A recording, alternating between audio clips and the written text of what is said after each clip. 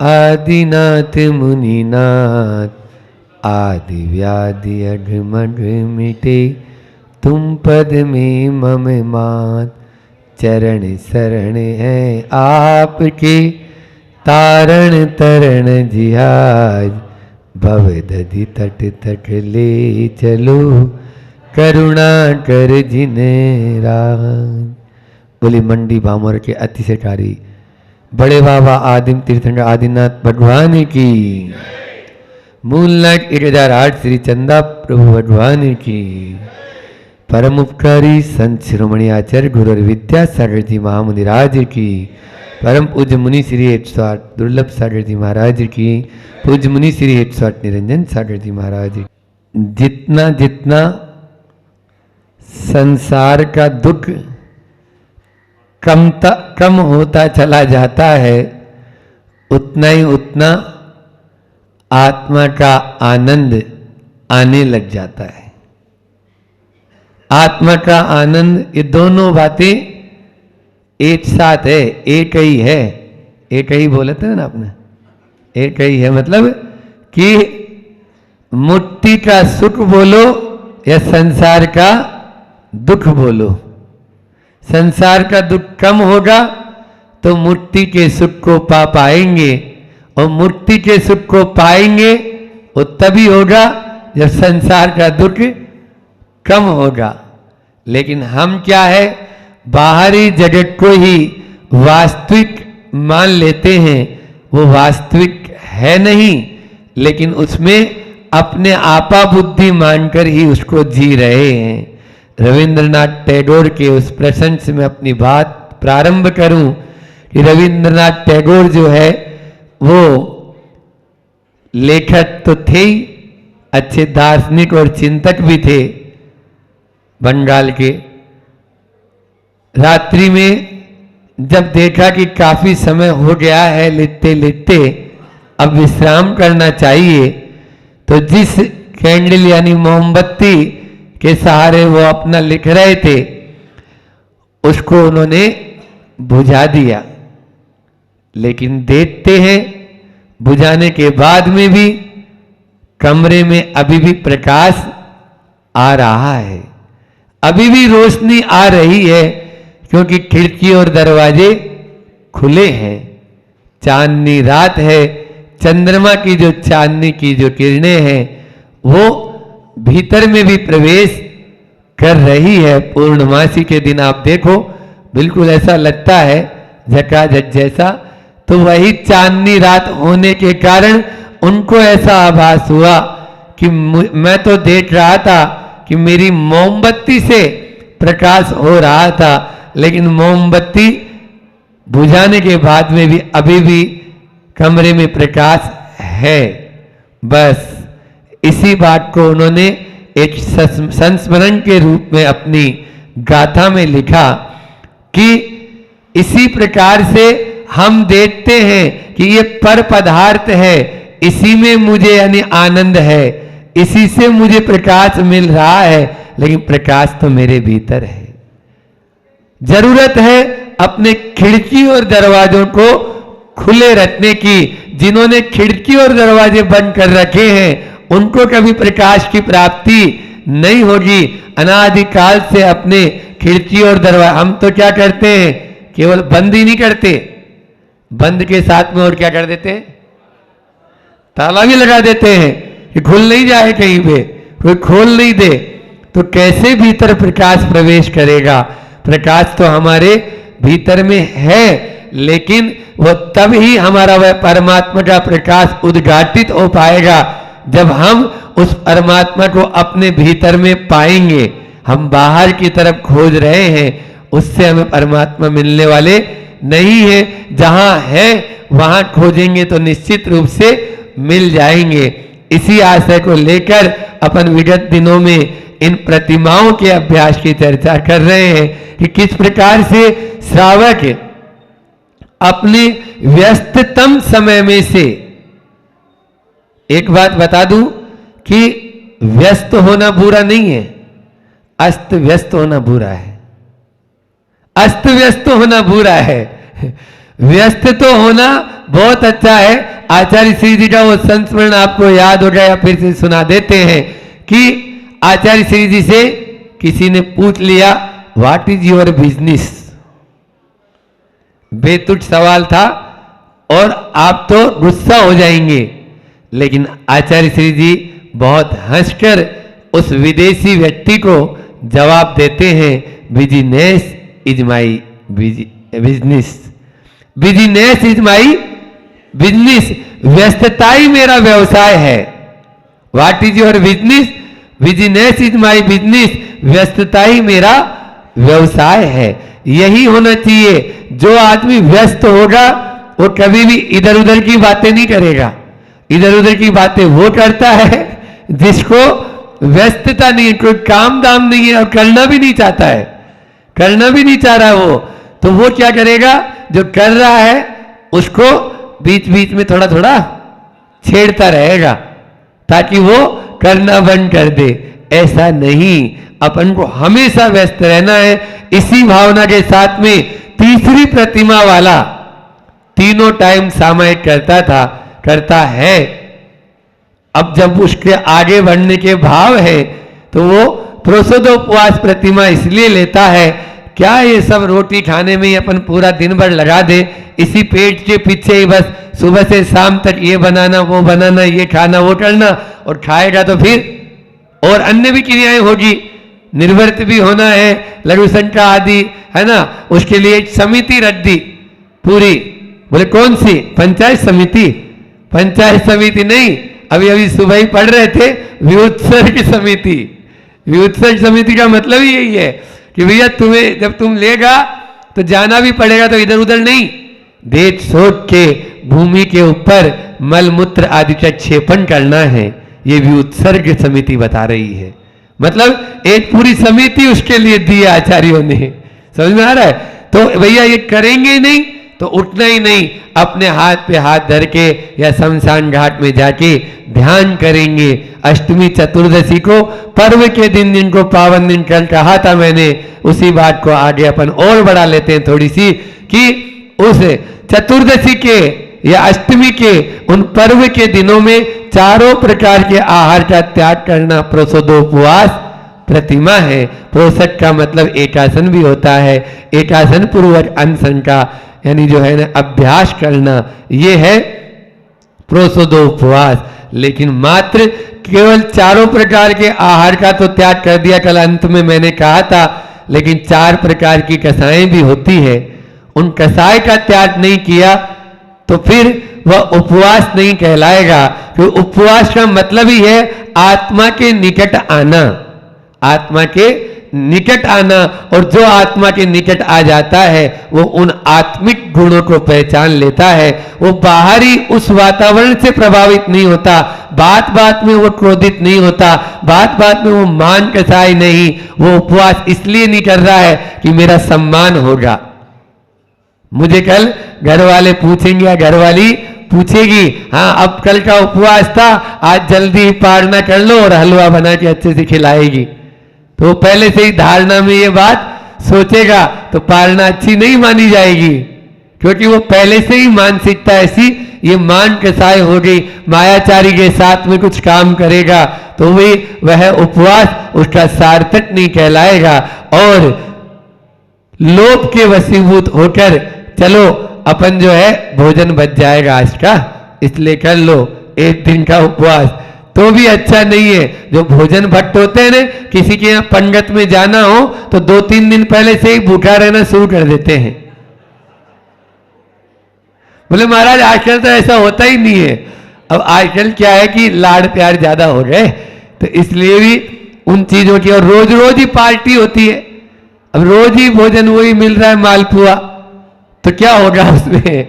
वो तो कभी कभार मिलता था पहले, 30 त्योहार को, होली दिवाली को बनता था, तब ऐसा लगता था नहीं अभी आज से ही थोड़ा सा अपन कम खाना शुरू कर दें, ताकि दिवाली को जो है अच्छे पकवान बनेंगे तो अपन अच्छे से खाएंगे, उसका महत्व भी रहता था। आज ये सब चीजें गौण होती चली जा रही है। तो मैं कह रहा था जैन धर्म में तो अनादि से जो ये पर्व चले, प्रतिमाधारी जो होते हैं प्रोसदोपवास प्रतिमा में, इस पर्व के दिनों में आप पहले से अपनी तैयारी अच्छे से रखें, मानसिकता अच्छी बना के उपवास करें। एक बात बता दें, जिनसे उपवास नहीं बनता है, जिनका पित्त भड़क जाता है, उनको सर्दी में या गर्मी में उपवास करने की बजाय चौमासे में उपवास शुरुआत करनी चाहिए। चातुर्मास में बरसात का जब मौसम होता है, जैसे अभी 2-3 दिन से पानी बरस रहा है, तो आपने देख लिया होगा कि आपके अंदर की जो बैटरी होती है, सूरज जब अच्छा खिलता है तो हमारी जठराग्नि भी खिल उठती है। सूरज जब निकल ही नहीं रहा तो जठराग्नि भी मंद पड़ जाती है, भोजन अपना कम हो जाना चाहिए। ये नेचुरल है, जानवर तो कर लेता है लेकिन इंसान नहीं कर पाता। अरे महाराज, उसी समय तो चाट पटोड़े खाने का टाइम होता है और आप उसी समय ही मना कर देते हो। अभी तो अच्छी कढ़ाई चलती रहे और गरम गरम आता जाए तो फिर देखो महाराज क्या गजब का लगता है, इमली की चटनी हो जाए साथ में। बोलो, होता है नहीं होता है? सर्दी में तो वही चाहिए, वही होता है, सर्दी दूर करना है तो। जबकि उपवास जो है जिनको करना है उनके लिए ये बात बताई गई शास्त्रों में, उपवास चिकित्सा पुस्तक में भी ये बात कही गई है कि वो शुरुआत कब करे, अपने चौमासे में करे। इसी के साथ में एक बात और ध्यान देना, एक संस्मरण याद आ गया कि इसी बात को साथ में लेते हैं। भोपाल में जब हम लोग थे तो एक मुनि महाराज जी का नाम हम नहीं बोल रहे हैं, वो बोलते थे कल का अनशन चाहते हैं। कल का आचार्य श्री जी अनशन, जब प्रत्याख्यान हम लोगों का होता है तो आचार्य श्री जी को बताना होता है कि कल हमें उपवास करना है या और कुछ करना है, ठीक है ना। वो भी अपनी मन मर्जी से नहीं, खिचड़ी लेना है तो खिचड़ी बताना होगा कि अकेले खिचड़ी लेना है, ठीक है। तो वो बताए। अब आचार्य श्री जी बहुत सालों से उनके बारे में अनशन उनके मुझसे सुनते थे, तो उस दिन हम सब महाराज जी लोगों को जागृत करने के लिए या एक संबोधन देने के लिए उन्होंने कहा कि देखो, जिसको अनशन की या उपवास की अभ्यास न हो उसका भी तो चारित्र शुद्धि व्रत होता है, उसको भी तो चारित्र शुद्धि व्रत कर सकता है।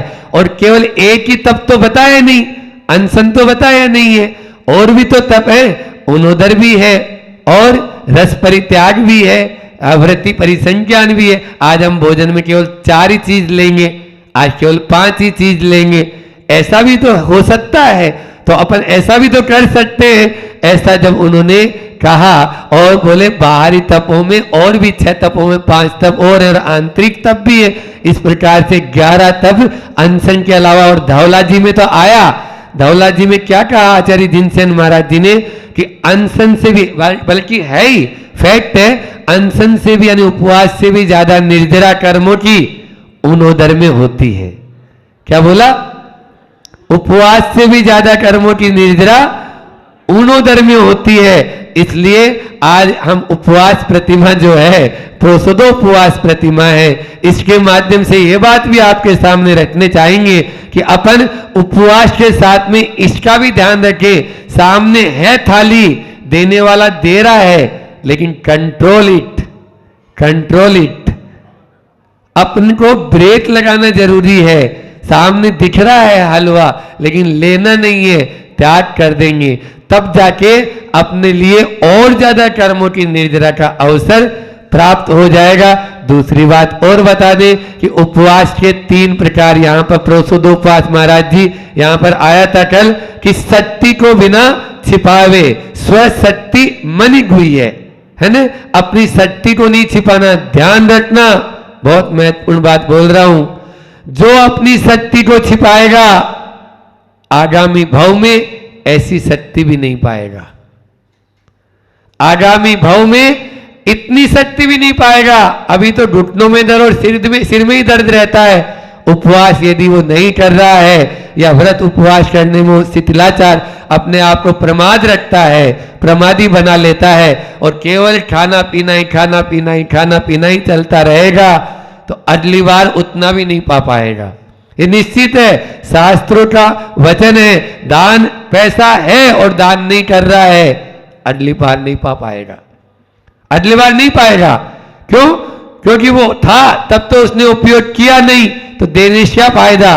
भगवान भी तो देख रहा है, बोले इसको देने से क्या फायदा, ये उपयोग तो करता नहीं है, खाली तिजोरी में रख रख के बंद कर लेता है। इसलिए अपनी शक्ति को नहीं छिपाना है। 3 प्रकार से हम उपवास यहां पर बताया, क्योंकि वृद्धावस्था जब होती है, रुग्ण अवस्था हो जाती है, बीमारी हो जाती है, उस समय उपवास की शक्ति नहीं बच पाती है। तो आचार्य भगवान कहते हैं उत्तम, मध्यम और जघन्य। हाँ, आपके यहां मजोल बोलते हैं, मजोल है ना, उत्तम, मजोल और जघन्य। तो ये 3 प्रकार के उपवास की यहाँ पर प्रसुद्ध उपवास में व्याख्याएं मिलती है। एक उपवास है, एक अनुपवास है और एक में एकासन है। आप अष्टमी और चतुर्दशी को उपवास करें, उत्तम है। नहीं बनता है अष्टमी चतुर्दशी को जल ले, जलो उपवास इसको बोला, अनुपवास बोला। और नहीं और बनता है तो आप एकासन करें, अष्टमी चतुर्दशी को एकासन करें। ये 3 प्रकार से कहा। इसमें आया 12 प्रहर का त्याग, है ना, फिर 8 प्रहर का त्याग और 4 प्रहर का त्याग। इस प्रकार से, क्योंकि रात्रि में आप चारों प्रकार के आहार का त्याग तो हो ही जाता है, तो 4 प्रकार का आहार का त्याग कर दिए, तो अब आपका 8 प्रहर का मतलब 4 प्रहर का त्याग हो चुका है। अंतिम प्रहर, चौथा प्रहर होता है, तो 4 प्रहर का त्याग। इस प्रकार से भी अपन इस प्रसुद्ध उपवास को समझ सकते हैं। इसी के माध्यम से हम आगे की और अन्य अन्य प्रतिमाओं का भी, क्योंकि पहली प्रतिमा का जब मैंने आपको बताया था तभी इसी बात का आ गया था, स्व गुणाः, उनकी अभिवृद्धि, उनके गुणों में अभिवृद्धि के लिए नीचे नीचे की प्रतिमा का पालन होना भी अनिवार्य है। ऐसा नहीं है कि हमने 5वीं प्रतिमा ले ली तो अब 4थी प्रतिमा का पालन छोड़ दे। मुनि महाराज जी बन गए तो अब प्रतिमाओं का पालन न करें। समझ में आ रहा है? हालांकि महाव्रत और अणुव्रतों का कोई संबंध नहीं है, लेकिन फिर भी जो वहां पर त्याग कर चुके हैं, जब श्रावक के लिए त्याग हो चुका है तो साधु के लिए तो त्याग है ही है, उसके लिए बोलने की आवश्यकता नहीं है। कुछ लोग बोलते हैं हमारा तो सामायिक चारित्र 24 घंटे ही चलता है। नहीं, आचार्य श्री जी बार बार कहते हैं तीनों टाइम सामायिक में बैठना जरूरी है। ऐसा नहीं कि सामायिक के समय भी हम इधर उधर की बातें करते रहे तो गड़बड़ हो जाता है। इसी प्रकार से प्रसुद्ध उपवास प्रतिमा को भी अपन को समझना है, तभी जाकर हम उस प्रतिमा का सही स्वरूप समझ पाएंगे और उसका पालन भी कर पाएंगे। कल आचार्य श्री जी का पद्यानुवाद अपन ने पढ़ा था, आज फिर से एक बार देखते हैं उसी पद्यानुवाद को। चतुर्दशी 2 तथा अष्टमी प्रतिमासों में आते हैं, उन्हीं दिनों में यथाशक्ति सब काम काज तज पाते हैं। काम काज, आपको एक बात बता दूं, इधर में ये प्रथा नहीं है बुंदेलखंड में, यहां पर तो दुकानदारी भी करते हैं और उपवास भी कर लेते हैं, घर का सब काम काज भी करते हैं।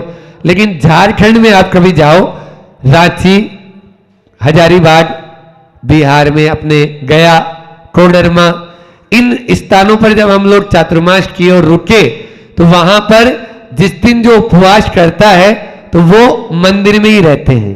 वो सवेरे प्रातः काल नहा धोकर अपना, वैसे तो नहाना धोना भी नहीं चाहिए, लेकिन अब श्रावक है, मान ली पूजा पाठ करना है, इसमें जब प्रसुद्ध उपवास की बात आई थी तो स्नान का भी त्याग आया। क्या करे और क्या न करे ऐसा भी आया इसमें कि आपको स्नान का, इत्र गुलेल का, 5 पापों का त्याग होना चाहिए। क्या करें? धर्म की कथा को सुने और सुनाए, ज्ञान और ध्यान में लीन रहे। ऐसी कारिकाएं भी इसी रत्नखंड श्रावकाचार्य में आई थी। तो यहां भी आचार्य श्री वही कह रहे हैं कि आप इन यथाशक्ति अपने आप को काम काज का त्याग करें, प्रसन्न हो, एकाग्र चित्त हो, प्रोसद नियमों कर पाते, प्रोसद उपवासा प्रतिमा के धारक श्रावक कहलाते। तब प्रोषद उपवास प्रतिमा आपकी सार्थक मानी जाएगी, अन्यथा वह सार्थक नहीं मानी जाएगी। इतना ही रखते हैं, अपना समय भी आपका पूरा हो गया है। बोले अहिंसा परमो धर्म की। आचार्य गुरु और विद्यासागर जी महामुनि राज की। क्या बात बोली। जिन्हें बहुत मिला है वे सुखी नहीं हैं, जो बिना बहुत कुछ मिले भी चला लेते हैं वे सुखी हैं। जो बिना मिले भी अपना जीवन चला लेते हैं वे सुखी हैं। आप वैसे सुखी बनो। ये विचार निरपेक्षता को जन्म देने वाला विचार है। ये विचार आपके अंदर निरपेक्षता को लाने वाला विचार है। ये बीज रूप में जिन्हें बहुत मिला वे सुखी नहीं है, पर जो बिना बहुत कुछ मिले भी चला लेते हैं वे सुखी हैं। ये विचार अगर आपके अंदर आएगा तो निरपेक्षता आपके अंदर आएगी। मेरे पास बहुत तो नहीं है, परंतु जो है वो बहुत है, ये विचार तृप्ति को लाने वाला है। क्या है विचार? मेरे पास बहुत तो नहीं है, परंतु जो है वह बहुत है, ये विचार तृप्ति को लाने वाला है। मेरे पास बहुत तो नहीं है, पर जो है वह बहुत है, ये विचार तृप्ति को लाने वाला है। ये दोनों चीज आपके जीवन में उतरे, तृप्ति और निरपेक्षता। अपेक्षा और अतृप्ति के कारण ही अनंत काल से भव में हम भटक रहे हैं, भव में हम दुख को भोग रहे हैं, अपेक्षा के कारण और अतृप्ति के कारण। इससे परलोक तो बिगड़ा ही है, ये लोक भी हमारा त्रासदायक बना है। यदि इस लोक में आपको प्रसन्न रहना है, मस्त रहना है, अपने आप को दृढ़ बनाना है, तो इन दोनों वृत्तियों को स्वीकारना पड़ेगा। निरपेक्षता और तृप्ति को अपने जीवन में लाना पड़ेगा, तो निश्चित तौर से आपका बेड़ा पार हो जाएगा। बेड़ा पार क्या हो जाएगा? आपका कल्याण हो जाएगा। क्योंकि कहा है, क्या कहा है? एक और इसको कहें, जिसके जीवन में ये जो तृष्णा है या जिसके जीवन में अपेक्षा है वो कैसी है? असीमित है। परंतु जिसे मान लो क्षुधा क्या है, भूख क्या है? मर्यादित है। क्षुधा है ना, भूख क्या है? मर्यादित है। प्यास क्या है? मर्यादित है। 1 गिलास 2 गिलास 4 गिलास, है ना। विषय लोलुपता क्या है? ये भी मर्यादित। कितने विषय भोगोगे आप? कहाँ तक भोगोगे आप? शांति मतलब कितनी बार? जो विषय से समझ गए आप, अनेक प्रकार के जो आपके पंचेंद्र के विषय, कहाँ तक भोगोगे? फिर वो क्या है? वो मर्यादित है, उनकी कुछ ना कुछ सीमा है। पर अपेक्षा अमर्यादित है, पर अपेक्षा अमर्यादित है, तृष्णा अमर्यादित है, इसकी कोई भी सीमा नहीं। कारण क्या है? ऐसा क्या है कि यह अमर्यादित है? क्षुधा का उद्भव स्थान पेट है। क्षुधा का उद्भव स्थान क्या है? पेट ही है ना क्षुधा का उद्भव स्थान। क्षुधा का उद्भव स्थान पेट है। प्यास का उद्भव स्थान गला है। प्यास का उद्भव स्थान गला है। वो विषय की लोलुपता का उद्भव स्थान शरीर है। कब तक शरीर को चाहिए? कब तक? तो एक उसकी भी सीमा हो जाती। परंतु ये जो अपेक्षा है, ये तो तृष्णा है, इनका उद्भव स्थान क्या है? मन। इनका उद्भव स्थान क्या है? मन। ये जो मन है ना, इस मन के कारण हम परेशान हैं। ये मन ही जो है, इसे हम समझा नहीं पा रहे हैं, और फिर उसी के कारण हम ये 2 गुण हमारे जीवन में हम ला नहीं पा रहे हैं, निरपेक्षता को और तृप्ति को। एक बात और बोलता हूं, मान लीजिए दूध में आपने शक्कर डाली, ठीक है ना। अब वो शक्कर डाली, उस शक्कर के से आपका जो दूध है वो मिठास होता जा रहा है, तो वो समझ में भी आता है कि ठीक है भैया, स्वाद की दृष्टि से और अनुभव भी हो रहा है आपको उस दूध का, मीठेपन का। आप इसलिए शक्कर ला भी रहे हैं, बाजार से खरीद भी रहे हैं, संग्रह भी कर रहे हैं और उसका देख रेख भी कर रहे हैं। बहुत अच्छी बात है, बचा के भी आप शक्कर रख रहे हैं, उसको कीमती भी मान रहे हैं आप। ये तो समझ में आता है, दिख भी रहा है, अनुभव में भी हो रहा है। लेकिन एक बात आपसे पूछना चाहता हूं मैं, उसका आप मुझे जवाब देना, सुख साधन जैसे जैसे बढ़ते गए और बढ़ते जाते हैं, वो सुख, वो अनुभव आपका बढ़ाता है कि जैसे शक्कर में अनुभव हुआ आपको, क्या अपने 1 दाना डाला तो मीठापन आया, 2 दाना डाला तो मीठापन आया, थोड़ा ज़्यादा तो मीठापन आया, फिर थोड़ा और डाला तो मीठापन आया, 2 चम्मच डाला आधे गिलास में तो पर्याप्त है भैया, इतना तो चाहिए ही चाहिए। तो एक अनुभव होता है, जैसे जैसे बढ़ रहा है वैसे वैसे मिठास बढ़ रही है, वो मिठास बढ़ रही है तो आपको उसका अनुभव है, निश्चित होता है ना अनुभव।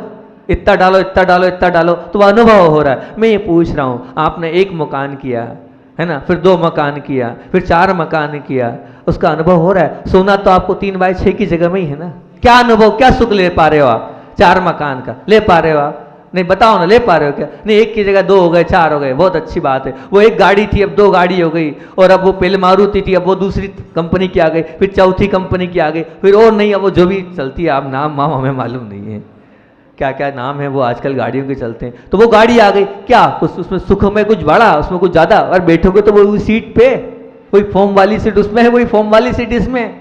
वहां तो समझ में आता है कि दूध मीठे से मीठा होते जा रहा है, मीठे से मीठा होते जा रहा है। यहाँ काय की मिठास आ रही है, बताओ आपको? फिर भी लगे हैं आप उन सुख साधनों को बढ़ाने में, अलग अलग उसको और उठाने में लगे हैं। पता नहीं क्या है आपके मन में, क्यों पीछे पड़े हैं, बताओ? जब आप लग रहा है आपको कि नहीं ये साधन हमारे लिए सुख नहीं है, तो एक बात ध्यान रखना, ज्यादा साधन ज्यादा सुख, इस समीकरण को समाप्त कर दो। क्या बोल रहा हूं मैं? ज्यादा साधन ज्यादा सुख, इस समीकरण को मिटा दो आप। ये है ही नहीं। जब आप खुद कह रहे हो कि नहीं महाराज जी, बैठना तो उतनी सीट, उतनी एक ही सीट पे बैठेंगे, 10 सीट नहीं रहेगी, दूसरी गाड़ी भी आ जाएगी, सोना तो हमें 3x6 में ही, चाहे 10 मकान खरीद ले, और वो इतना सुख का अनुभव नहीं देगा चाहे कितने ही मकान खरीद ले हम। सुख का तो उतने में अनुभव होना 3x6 में, 4x6 में, और क्या? ज़्यादा मोटा होगा तो 8x10 कर लो, और कितना होगा? इससे ज़्यादा तो नहीं लोगे भैया, हैं? तो ज़्यादा साधन ज़्यादा सुख, इस समीकरण को आप तिलांजलि दे दो। क्या बोल रहा हूं मैं? ज़्यादा सुख ज़्यादा साधन ज़्यादा सुख, इस समीकरण को आप तिलांजलि दे दो, और अल्प साधन अधिक सुख, इस समीकरण को अपना लो आप। अल्प साधन अधिक सुख, इसको आप अपना लो। अगर आपने इसको अपना लिया तो आपका जीवन बहुत आगे बढ़ जाएगा, बहुत आगे बढ़ जाएगा। बढ़ाना आपको करना पड़ेगा, लेकिन इस चीज को फॉलो अप, तब हो पाओगे आप। अल्प साधन अधिक सुख, इस समीकरण को अगर आपने अपना लिया तो निश्चित तौर से आप आगे बढ़ जाओगे। समय तो अपना हो रहा है, और विषय है, रखें आपके सामने विषय अभी अपने पास समय पर। आचार्य श्री को भी सुनना है, आचार्य श्री को सुनना है, तो अब आचार्य श्री को सुनना है, और 4 मिनट बचे हैं, 4 मिनट हैं, तो आचार्य श्री को लिख लेते हैं। बाकी की बात अपन कल करेंगे। एक बहुत अच्छा इस पे भिखारी के ऊपर हमने एक चिंतन चालू किया हैगा। भिखारी कौन है, आप या दूसरा?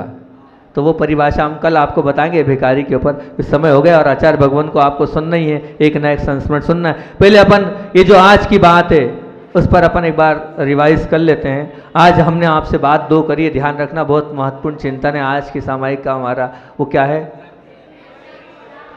तृप्ति और निरपेक्षता। आपके जीवन में निरपेक्षता आए और आपके जीवन में तृप्ति आए तो आपका जीवन सुखमय और महान बन जाएगा।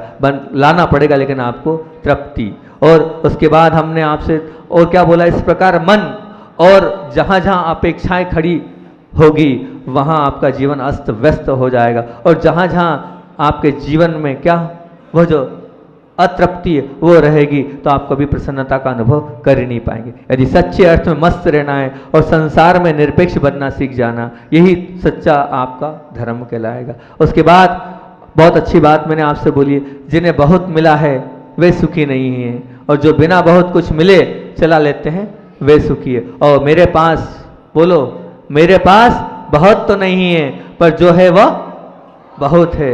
इस विचार से आपकी तृप्ति जो है वो अपने अंदर आती चली जाएगी, आती चली जाएगी, आती चली जाएगी। आपके जीवन में निरपेक्षता और तृप्ति का भाव जागे, यही भावना है।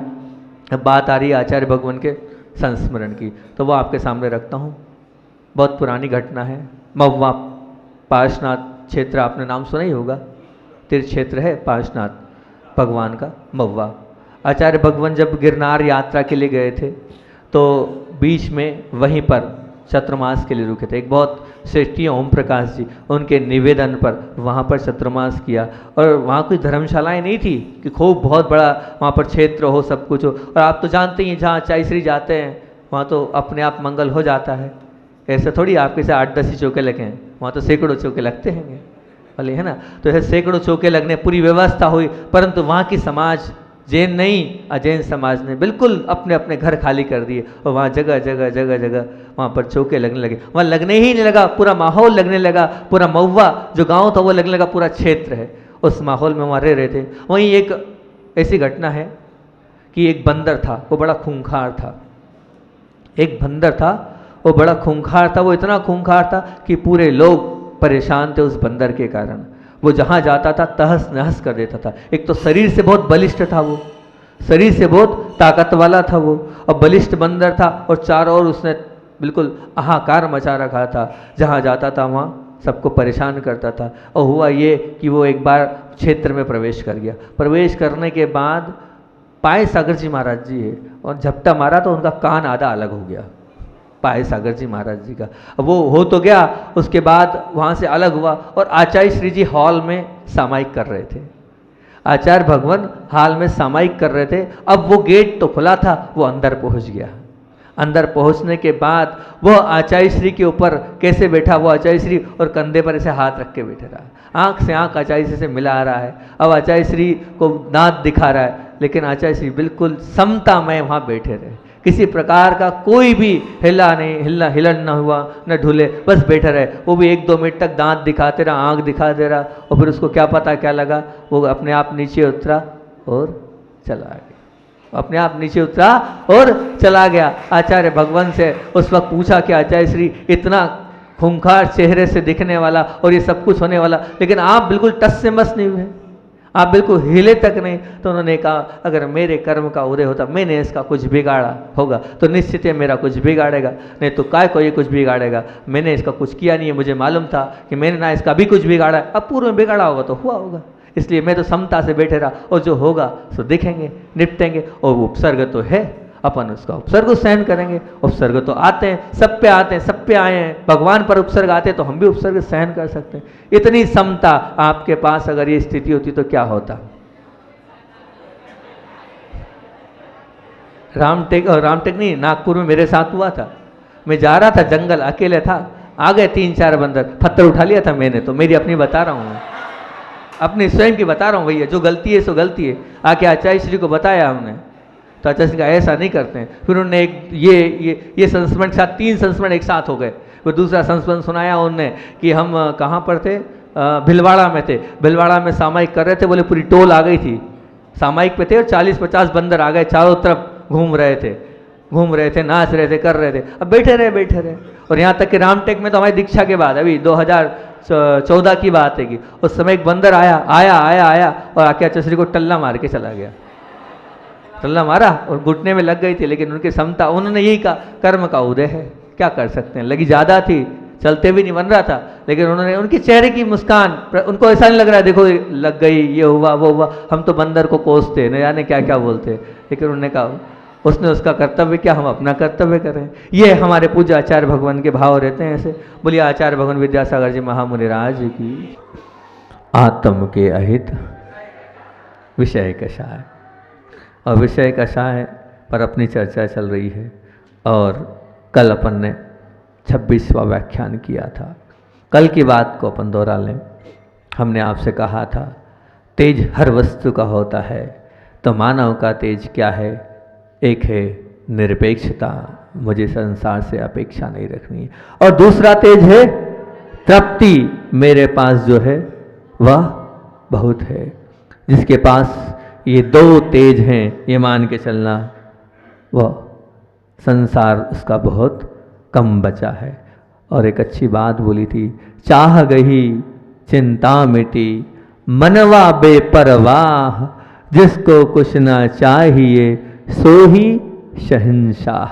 ये बात आपसे हमने करी थी और इस पे बहुत अच्छे से आपको बताया था, समझाया था। फिर उसके बाद इन्हीं बात को लेकर कहा था, इस प्रकार मन एक और अपेक्षाओं, एक और मन की अपेक्षाएं खड़ी करने से जीवन को वो अस्त व्यस्त बना देता है। वहीं दूसरी ओर जो मिलता है उसे कम मानकर अतृप्ति का कारण हम कतई प्रसन्नता का अनुभव नहीं कर पाते। ये दोनों चीज़ हमारे लिए बड़ी हानिकारक है। इसलिए आप यदि सच्चे अर्थ में मस्त रहना चाहते हैं, संसार में आप निरपेक्ष बनते जाओ। यह हो तो मैं सुखी और यह ना हो तो मैं दुखी, ऐसी हमारी धारणा हमें समाप्त करना है।